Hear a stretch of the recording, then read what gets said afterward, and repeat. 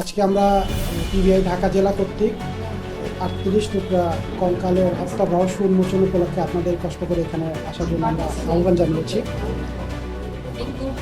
এই কঙ্কালে পাওয়া গিয়েছিল 38 টুকরা, সেটা হচ্ছে আশুলিয়া থানায় প্রথমে ভিকটিমের একটা জিডি হয়েছিল, নিখোঁজ জিডি, সেটা হচ্ছিল 29শে সেপ্টেম্বর। নাম হচ্ছে মিলন হোসেন, বয়স 15। 29শে সেপ্টেম্বর 2025 তারিখ নিখোঁজ হয়।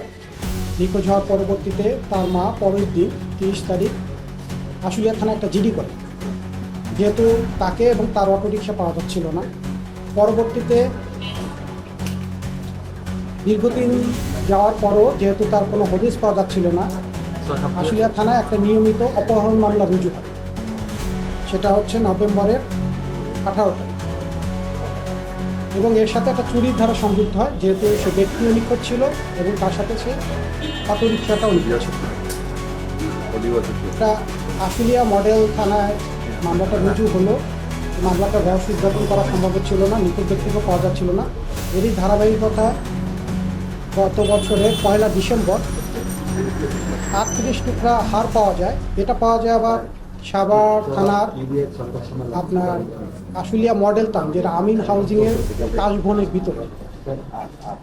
এখানকার লোকজন ওখানকার 38 টুকরা হাড় এবং কিছু পরিহিত জামা কাপড়, জিন্স ছিল, টি শার্ট, এটা দেখে সাভার থানায় খবর দেয়, যেখানে একটা অজ্ঞাতনামা ব্যক্তি 38 টুকরা হাড় পড়ে আছে। যথারীতি সাভার থানা থেকে ওখানকে ভিজিট করা হয়। ভিজিট করে ওখানে এই 38 টুকরা হাড় প্লাস যে পরিহিত যে টি শার্ট এবং জিন্স, এটা জব্দ করেন। তখন এই ভিকটিম মানে হচ্ছে মিলন হোসেনের মা ওই ঘটনাস্থলে যান এবং গিয়ে ভিকটিমের পরিহিত পোশাক, টি শার্ট এবং জিন্স দেখে শনাক্ত করেন এটা তার ছেলে। একই তারিখে পিবিআইও ওই ঘটনাস্থলে আমরা যাই, পিবিআই ঢাকা জেলা থেকে। আপনারা জানেন যে প্রতিটা ঘটনার ক্ষেত্রে আমরা ছায়া তদন্ত করে থাকি এবং আমাদের ক্রাইম সিন টিম যথাসময় ঘটনাস্থলগুলো পরিদর্শন করে থাকি। আমরা ওই ঘটনাস্থলে যাওয়ার পর থেকে যখন এই 38 টুকরা হাড় এবং তার পরিহিত জামাকাপড় উদ্ধার করা হয়, তখন থেকে আমরা এই ঘটনার বিষয়ে ছায়া তদন্ত শুরু করি।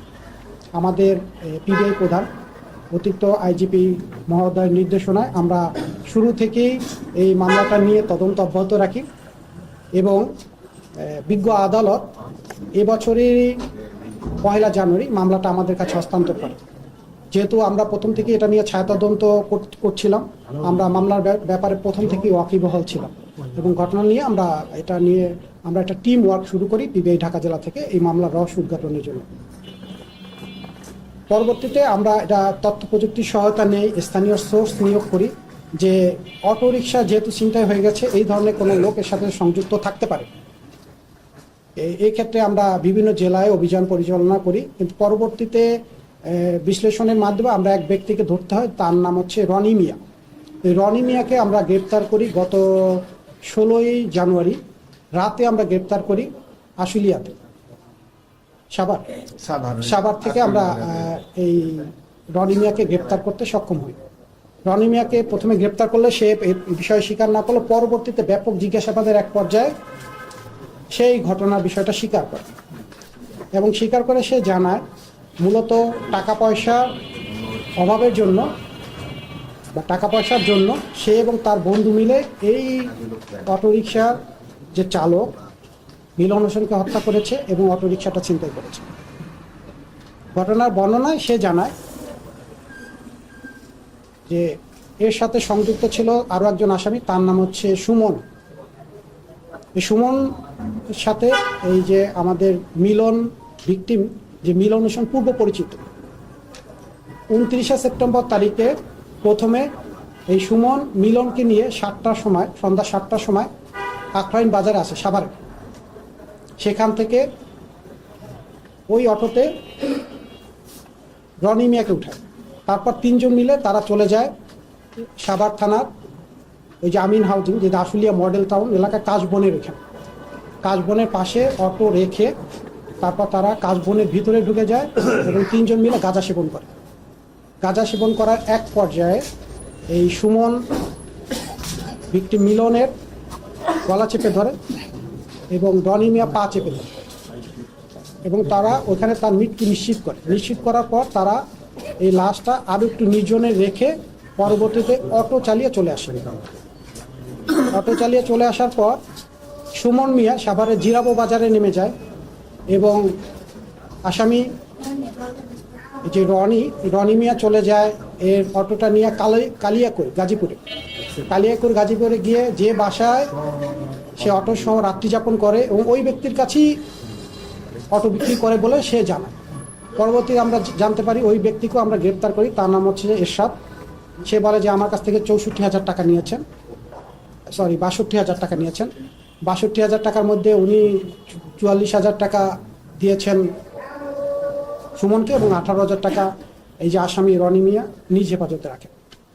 পরবর্তী এরশাদ যেটা করে, এই চোরাই অটোটা সে পরবর্তীতে নিয়ে আবার এক অটো গ্যারেজের কাছে বিক্রি করে, সেখানে ৬৫,০০০ টাকায় বিক্রি করে এবং সেই অটো গ্যারেজের যে কিনেছিল তার নাম হচ্ছে যে কালাম। তার কাছ থেকে আমরা সেই অটো গ্যারেজ থেকে তাদের শনাক্ত মতে এটার অটোটা আমরা উদ্ধার করি এবং অটোটা উদ্ধার করার পর দেখা যায় যে তারা বলে যে অটোটা তারা কিছু রঙও পরিবর্তন করেছে ইতিমধ্যে। এবং এই যে অটো যে বিক্রয় করলো এরশাদ এবং যে কালাম দুজনই বিজ্ঞ আদালতে ১৬৪ দ্বারা এটা জবানবন্দি প্রদান করেছে ইতিমধ্যে। তারা ক্রয় বিক্রয়ের সাথে জড়িতের কথা স্বীকার করেছে এবং যে আমাদের গ্রেপ্তারকৃত আসামি পিবিআই করতে রনি মিয়া বিজ্ঞ আদালতে এটা ১৬৪ দ্বারা স্বীকারোক্তিমূলক জবানবন্দি প্রদান করেছে। এই মামলার রহস্য উদ্ঘাটন করতে গিয়ে আমরা দেখলাম যে আসলে মূলত সুমন এবং ভিকটিম যে ১৫ বছরের যে ভিকটিম মিলন হোসেন, এরা পূর্ব পরিচিত এবং এদের বাসায় যাতায়াত ছিল। পূর্ব থেকেই তারা সুমন পরিকল্পনা করে এই ভিকটিমকে হত্যা করে তারা এই অটোটা ছিনতাই করে টাকাটা শেয়ার করবে এবং এবার এরকম একটা অটো সে বিক্রি করবে, এটা পূর্বেই রনি মিয়া ওই যে যার কাছে অটো বিক্রি চালক এরশাদ তাকে পূর্বেই জানিয়েছে আমি একটা অটো তার কাছে নিয়ে তাকে বিক্রি করব। প্রি প্ল্যান্ড আকারেই তারা এই কাজটা করেছে এবং যেহেতু নিখোঁজ ছিল, উদ্ধার হয় নাই এবং কাশবনের মধ্যে ছিল দীর্ঘদিন, যেহেতু ২৯শে সেপ্টেম্বরের ঘটনা আর হার পাওয়া গেছে ৩৮ টুকরা হার পাওয়া গেছে, সেটা ১ ডিসেম্বর ২০২৫, প্রায় ২ মাসেরও বেশি সময়। সেক্ষেত্রে তার ওই যে বডির আর কোনো অবশিষ্টাংশ ছিল না, এই জন্য তার মা পরবর্তীতে এই ভিকটিমের শুধুমাত্র জিন্সের প্যান্ট এবং টি শার্ট দেখেই শনাক্ত করেন যে এটা তার ছেলে। আমরা ইতিমধ্যে এটা ডিএনএ টেস্টের জন্য পাঠিয়েছি, ডিএনএ টেস্টে পাঠালে তো আরও কনফার্মেশন আমাদের কাছে আসবে। ইতিমধ্যেই আমরা মামলার রহস্যটা এভাবে উন্মোচন করতে সক্ষম হয়েছি। এটাই ছিল আমাদের এখানকার আজকে এই প্রেস সংবাদ বিজ্ঞপ্তির মূল বক্তব্য আর কি। ধন্যবাদ সকলকে।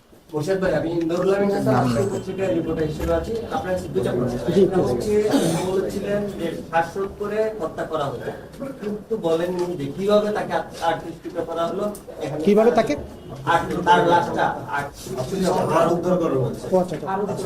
বিষয়টা হচ্ছে এরশাদ আলী চক্রের সঙ্গে এই ব্যক্তি কি আরো এই ধরনের কেনাবেচা জড়িত কিনা, আরো কোনো ক্লু পেয়েছেন কিনা, এই ধরনের হত্যাকাণ্ড প্রায়ই ঘটে, তাদের সঙ্গে যোগাযোগ আছে কিনা, চক্রের সঙ্গে যোগাযোগ আছে কিনা এরশাদ আলী? এটা আমরা তদন্ত তো চলমান, এটা আমরা যাচাই বাছাই করছি। আমরা জাস্ট নিয়ে আসার পর যে স্বীকার করলো, আমরা আরও দেখছি সিডিএমএস বা অন্যান্য পর্যালোচনায় যে তার বিরুদ্ধে আরও পূর্বের মামলা আছে কিনা, কিন্তু এখন পর্যন্ত এটা নিশ্চিত না, যেহেতু আমাদের তদন্ত চলমান। আর ৩৮ টুকরা যে হারের যে কথাটা, এটা কিন্তু ওখান থেকে যেহেতু বনের মধ্যে ছিল, কাশবনের মধ্যে ডেড বডি অলরেডি ডিকম্পোস্ট, এবার জানেন ওখানে বিভিন্ন ধরনের প্রাণী থাকে। এটা ঘটনা কি ঘটেছে, সেখান থেকে হয়তো বা হাড় বিচ্ছিন্ন হয়ে গেছে। এখন ওখানে যদি অন্যান্য শিয়াল কুকুরের উৎপাত থেকে থাকে, সেই ধরনের ক্ষেত্রে কোথায় কিভাবে কামড়ে কিভাবে কি করেছে, তো ডেড বডি একদমই নাই, শুধুমাত্র মাথা ছিল, মাথার খুলিটা ছিল আর কয়েকটা হাড়, এরকম ৩৮ টুকরা আমরা হাড় উদ্ধার হয়েছে ওখান থেকে। যেহেতু ২ মাসের বিষয় এবং ডিকম্পোস্ট এবং তো বডি ওখানে শুধুমাত্র হাড় পাওয়া গেছে। এখন ওখানে শিয়াল কুকুর উৎপাত থাকলে তো যেখানে এভাবে বডি নিঃশেষ হয়ে যাওয়ার কথা, কোন টুকরা কোথায় গেছে সেটা মুশকিল বলা, কিন্তু ওখানে যে সময় খবর পাওয়া গেছে সে সময় ওখানে ৩৮ টুকরাই আমরা হার পাওয়া গেছে এবং সেটাই থানা মূল্যে জব্দ করা হয়েছে। বসুন, আমি একটু প্রশ্ন করি। আমি স্বপন আহমেদ, আমি সময় টেলিভিশনে কাজ করি। একটা প্রশ্ন, সেটা হচ্ছে আগে আমরা একটা দেখছিলাম যে কেরানীগঞ্জের এক জায়গায় এরকম একটি হত্যাকাণ্ড ঘটেছে যেখানে যারা আসলে নিজেরাও অপরাধ করতো, অর্থাৎ যাকে মারা হয়েছে সেও অপরাধ করতো, এই চক্রের সাথে জড়িত, ছিনতাইকারী চক্রের সাথে জড়িত ছিল। এই ঘটনায় এই যে মিলন নিহত হয়েছে, সেও কি এই চক্রের সাথে জড়িত ছিল, বা এর আগে এই ধরনের ঘটনা সেও কি ঘটিয়েছিল? না, মিলন তো আপনারা দেখেছেন, মিলন ছিল অটো ড্রাইভার, অটো চালক ছিল এবং এদের সাথে পারিবারিক যোগাযোগ ছিল, বয়স ছিল 15। কিন্তু মিলনের এই ধরনের তথ্য এখন পর্যন্ত আমরা কিছু পাইনি। যেহেতু তদন্ত চলমান আছে, আমরা এটা আরও চেষ্টা করব, কিন্তু এখন পর্যন্ত আমাদের কাছে এই ধরনের কোনো তথ্য নেই।